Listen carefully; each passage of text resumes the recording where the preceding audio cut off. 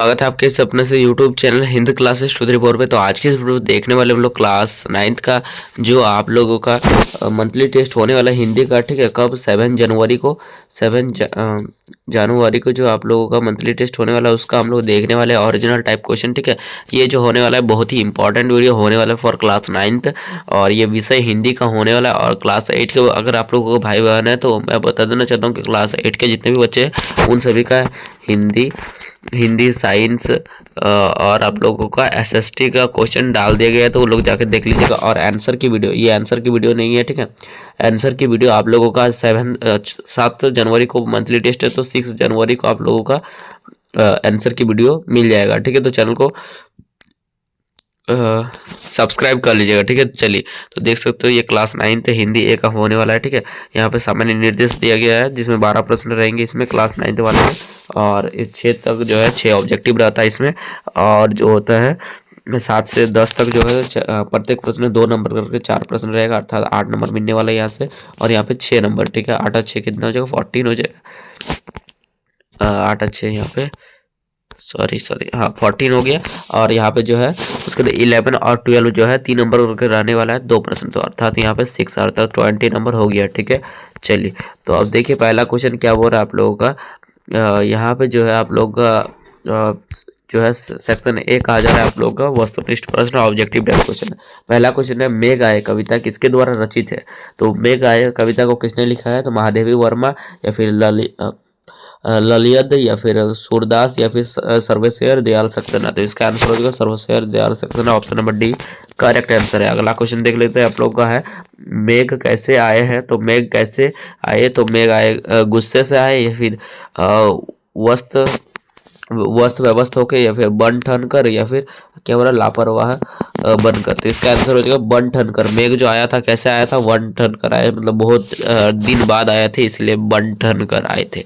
अगला देखिए 3 नंबर प्रश्न है आप लोग का, बूढ़ा पीपल, ठीक है। बूढ़ा पीपल किसका प्रतीक है, तो बूढ़ा पीपल जो है शिक्षित लोगों का या फिर बड़े बुजुर्गों का या फिर अमीर लोगों का या फिर मेहनत ये मेहमान का, ठीक है। तो बड़े बुजुर्ग जो है ये बूढ़ा पीपल जो है बड़े बुजुर्गों का ये है, ठीक है, प्रतीक है। तो option number B correct answer है। अगला क्वेश्चन देखिए आप लोगों का 4 नंबर क्वेश्चन है, बच्चे काम पर जा रहे हैं के कविता के कवि का नाम क्या है। तो बच्चे के काम पर जा रहे कविता के कवि का नाम क्या है, तो क्या बोला राजेश जोशी या फिर सुमित्रा नंदन पंत या फिर कबीर या फिर रस खान। तो इसका आंसर हो जाएगा राजेश जोशी, ठीक है। Option number A correct answer है, ठीक है। बच्चे काम पर जा रहे हैं इसके लेखक कौन है, Rajesh Joshi, option number A correct answer है। अगला देखिए 5 नंबर प्रश्न है, केवल बच्चों पर किसका बोझ नहीं डालना चाहिए। तो बच्चों पे रोटी जो है रोजी रोटी कमाने का जो है बोझ नहीं डालना चाहिए, तो सही है। उसके तो पढ़ाई करने का ये भी सही है, पढ़ाई करने के बोझ डालेंगे तो बहुत बच्चे जो होते हैं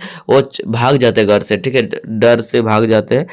तो हमारे यहाँ ही एक ऐसा हुआ था कि एक बच्चा जो है जो है उसको पढ़ाई का बोझ दिया जा रहा था, उसके पापा जो थे वो सीआरपीएफ में थे, तो वो बोझ दे रहे थे, वो भाग गए थे। तो उसी प्रकार जो है आप लोगों को बोझ नहीं देना है बच्चों को, ठीक है। उसके बाद है खाना बनाने का, तो इसका आंसर हो जाएगा option number D correct answer. मतलब कोई भी बच्चों को कुछ भी चीज़ का बोझ मत दीजिए, बच्चों को स्वतंत्र रखिए, ठीक है। बच्चों को जो मन चाहे वो करने दीजिए, ठीक है। तो यही है, तो ऑप्शन नंबर डी करेक्ट है, उपयुक्त सभी। अगला देखिए 6 नंबर प्रश्न है, बच्चों को काम पर जाता देख कवि के मन में कैसा क्या बोल रहा है भाव उमड़ता है, मतलब कैसा भाव आता है बच्चे कवि के मन में, ठीक है।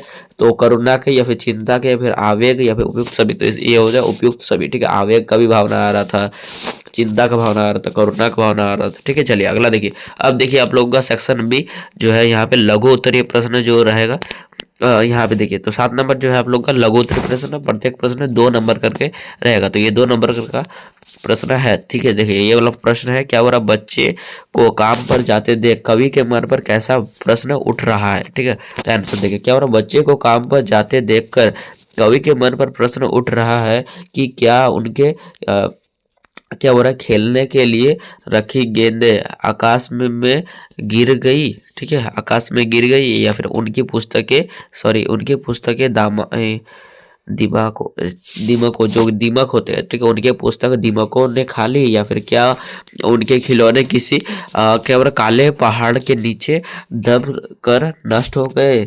ठीक है, ये सब प्रश्न उठ रहे हैं कवि के मन पे। ठीक है, क्या उनके विद्यालयों की इमारतें भूकंप से दह गई है। ठीक है, और खेल के आंगन और बगीचे नष्ट हो गए। तो ये वाला आप लोगों को है आंसर। ठीक है, यहाँ से जो है यहाँ से आंसर है ये। ठीक है, कवि के मन पर ये प्रश्न उठ रहा है। ठीक है, क्योंकि बच्चे काम पे जा रहे हैं इसीलिए।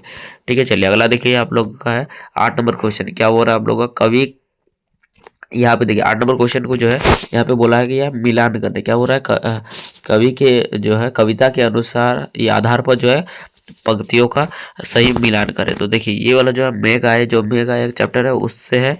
ठीक है, देखिए तो ये वाला है मेघ आए, तो क्या होगा इसका मेघ आए क्या हो जाएगा बड़े बंठन के। क्या हो जाएगा मेघ आए बड़े बंठन के, ऑप्शन नंबर 4 हो जाएगा। ठीक है, एक का 4। ठीक है, अगला देखिए क्या हो रहा है पाहुन जायो आए हो। ठीक है, देखिए पाहुन जाए यहाँ पे 2 का हो जाएगा आप लोगों का गांव के शहर के। ठीक है, क्या हो जाएगा गांव के शहर के। उसके बाद हो जाएगा 3 नंबर है पेड़ झुकने लगे। क्यों पेड़ झुकने लगे, तो यहाँ पे हो जाएगा गर्जर, यहाँ का इसका 4, इसका हो जाएगा गर्जर उचकाए। ठीक है, उसके बाद है क्षमता। ये वाला आंसर है। ठीक है, ये सब देख लीजिए एक बार, ये सभी आंसर है। अगला देख लेते हैं 9 नंबर। देखिए तो 9 नंबर प्रश्न है। क्या बोल रहा है आप लोगों का कवि ने पीपल को ही बड़ा बुजुर्ग क्यों कहा। तो कवि ने जो है पीपल को बड़ा बुजुर्ग क्यों कहा है। ठीक है, तो आंसर देखिए इसका आंसर यहाँ पे उत्तर लिखना मतलब छूट गया है। ठीक है, यहाँ पे उत्तर लिख दीजिए। क्या हो रहा है पीपल पेड़ की विशालता और सघनता उसके स्वरूप को गंभीर और शांत रूप प्रदान करती है। ठीक है, आंधी तूफान में वह दृढ़ के साथ जमा रहता है। ठीक है, कवि ने पीपल में एक बुजुर्ग के गुणों को देखते हुए ही उसे बुजुर्ग कहा गया है। ठीक है, तो ये आप लोगों का आंसर है। अगला देखिए 10 नंबर क्वेश्चन। 10 नंबर क्वेश्चन क्या कहा जा रहा है क्या बोल रहा है अपने आप। ठीक है, सॉरी आपने अपने शहर में कब और कहाँ बच्चों को काम करते देखा है। मतलब जो है पूछा जा रहा है कि आपने जो है कहाँ अपने गांव के इलाकों में भी अपने इलाकों में कहाँ पे जो है बच्चों को काम करने पे काम करते हुए देखा है। तो इसका उत्तर लिख दीजिए। उत्तर इस प्रकार लिखिएगा।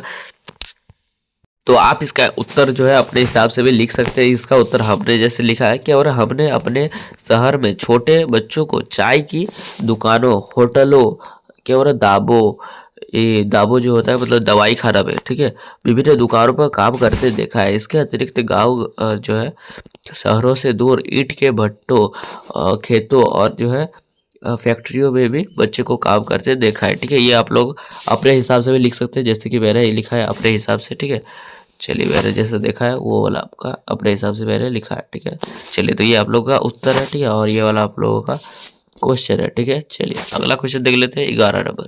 ठीक है, तो अब जो है आप लोग का दीर्घ उत्तरीय प्रश्न जो प्रत्येक प्रश्न 2 नंबर कर 3 नंबर करके रहेगा। प्रत्येक प्रश्न 3 नंबर करके 2 प्रश्न रहेगा, अर्थात 6 नंबर मिलने वाला है। ठीक है, देखिए प्रश्न क्या कहा गया वर्षा के आने पर अपने आसपास के वातावरण में हुए परिवर्तनों को ध्यान से देखकर एक क्या हो रहा अनुच्छेद लिखिए। तो आंसर देखिए क्या हो रहा वर्षा के आने पर वातावरण में शीतलता क्या हो रहा बढ़ जाती है और गर्मी में लुप्त जीवों को जो है वार्षिक और क्या बोल रहा हार्दिक प्रसन्नता होती है। ठीक है, क्या बोल रहा ठंडी हवाएं क्या बोल रहा बहने लगती है, तेज आंधियों के झोंकों में मिट्टी उड़ जाती है। ठीक है, उसके बाद वातावरण जो है स्वच्छ हो उठता है, वृक्ष झूमने लगते हैं, आसमान में बादल गरजने लगते हैं, बिजलियां चमकने लगती है, क्या बोल रहा खुशी के मारे नाचने लगती है, चारों ओर हरियाली छा जाती है, किसान जो है फसल बुआई। ठीक है, जो है किसान है किसान फसल बुआई की तरह तैयारी करता है। जो किसान होते हैं वो जो किसान होता है वो फसल बोने का तैयारी करता है। ठीक है, उसके बाद क्या हो रहा है सूखे हुए नदी तालाब और कुएं भर जाते हैं। ठीक है, और क्या बोला सूखी धरती में नई जान आ जाती है। ये वाला आप लोग का आंसर है। ठीक है, ये वाला आंसर है, इसको देख लीजिएगा। ठीक है, चलिए अगला देखिए 12 नंबर क्वेश्चन है आप लोगों का। क्या बोला बाल श्रम क्या है और क्या बोला बच्चे काम पर जा रहे हैं, इसे रोकने के लिए आप क्या कुछ सुझाव दीजिए। तो इसका आंसर देखिए, देखिए बच्चे काम पर जा रहे हैं उसका ये क्वेश्चन है, ठीक है। देखिए क्या बोल रहा है आप लोग का, छोटे छोटे बच्चे से, ठीक है, छोटे छोटे बच्चों से काम कराने वाला बाल श्रम कहलाता है। जो छोटे छोटे बच्चों को काम कराता है उसे क्या कहा जाता है, बाल श्रम कहा जाता है, ठीक है।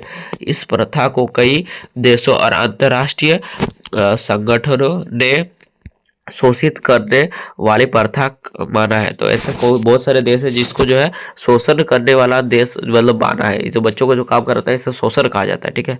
साथ ही अवैध और न्यायपूर्ण माना है, जो है अन्यायपूर्ण, अवैध और अन्यायपूर्ण माना है। बाल श्रम में जो है मासूम का बचपन छीन जाता है, ठीक है। पढ़ लिख ना पाने से उनका जो है भविष्य अंधकार बन जाता है, ठीक है। इन्हें जो है रोकने के लिए निम्नलिखित कदम सरकार द्वारा उठाए जाने चाहिए। तो देखिए जैसे आप लोग को यहाँ पे पूछा गया, ये सब आप लोग का पॉइंट है, ठीक है। देखिए पहला पॉइंट क्या हो रहा है, गरीबों को मूलभूत सुविधा उपलब्ध कराना चाहिए। मतलब गरीबों जो है गरीब है, उनको गरीब क्यों काम करना पड़ रहा है, उन लोगों को सुविधा नहीं मिल पा रही, उन लोगों को खाना नहीं मिल रहा है एक वक्त का, इसीलिए ना। चलिए दूसरा है आप लोग का मीडिया और क्या हो रहा है पत्रकारिता, ठीक है। मीडिया और पत्रकारिता के माध्यम से समाज में जागरूकता फैलाना चाहिए, ठीक है। तो ये वाला भी हो जाएगा। उसके बाद देखिए उसके बाद हम लोगों का है क्या बोल रहा है, बच्चों से काम कराने वाले को कठोर दंड दिया जाना चाहिए। जो बच्चों को काम कराना है उसे दंड देना चाहिए, ठीक है। चलिए अगला है आप लोगों का है क्या बोल रहा है, व्यावसायिक शिक्षा की व्यवस्था करनी चाहिए, ठीक है। ये है आप लोग का चौथा पॉइंट। उसके बाद देखिए अब अगला है आप लोग का बाल श्रमिकों की पहचान कर उनकी शिक्षा और प्रशिक्षण की व्यवस्था करनी चाहिए, ठीक है। ये वाला आप लोग का आंसर है, पूरी आंसर हो गया, ठीक है। तो इसे देख लीजिए। तो चलिए आज की तरह फिर बोलते नेक्स्ट वीडियो तक के लिए बाय, जय हिंद जय भारत। और अगला कौन से सब्जेक्ट पे चाहिए तो उसको कमेंट कीजिएगा। और जो आप लोग का 5 तारीख को जो मंथली सॉरी 5 नहीं 7 जनवरी को, ठीक है, 7 जनवरी को जो आप लोगों का मंथली टेस्ट है उसका आप लोगों का 6 जनवरी को आंसर की वीडियो मिलेगा, ठीक है। मतलब जो पढ़ा देंगे वही से 100% 500% उसी से प्रश्न आता है, क्वेश्चन नंबर तक चेंज नहीं होगा, ठीक है। चलिए तो बाय बाय।